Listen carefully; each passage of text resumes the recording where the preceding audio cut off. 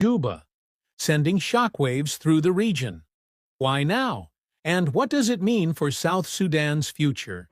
In a dramatic move to cut 25 million euros from its foreign affairs budget, the Dutch government is closing 5 embassies, including Juba, and 2 consulates across the globe. But this isn't just about cost-cutting.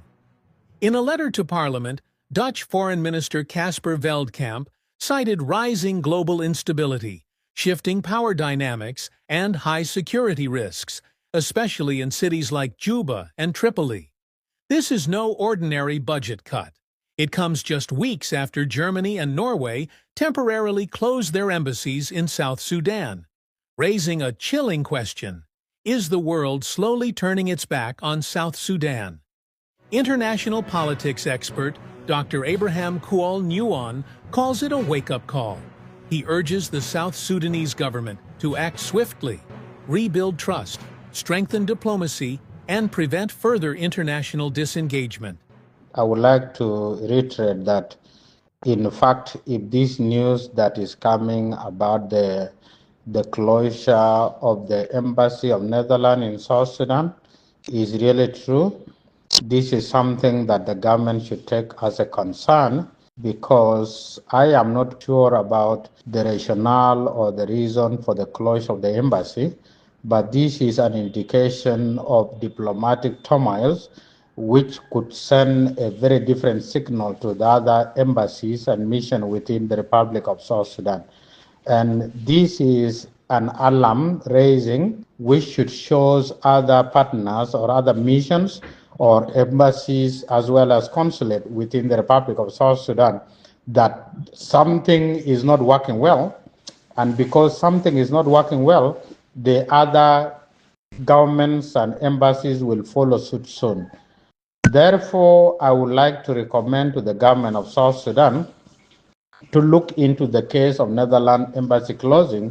If it is something associated with the government of South Sudan, then they should take a lead of trying to mend that spoiled relationship.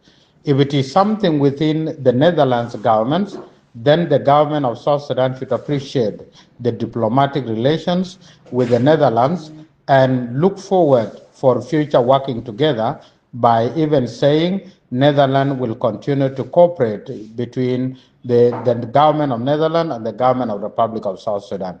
And in that case, the public should be aware and should be told about the real thing that led to the closure of the Netherlands embassy.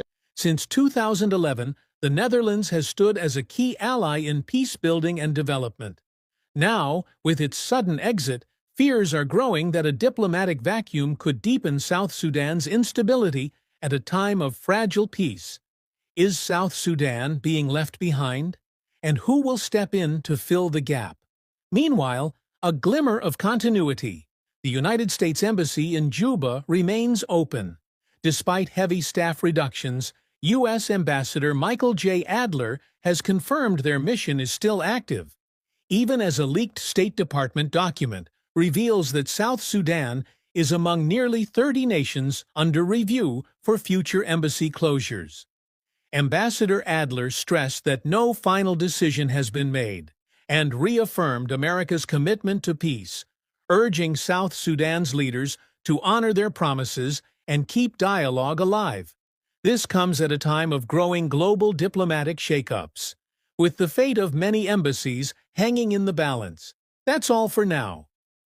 For the latest updates on this developing story and more from South Sudan and beyond, subscribe to our YouTube channel, like, share, and hit the notification bell.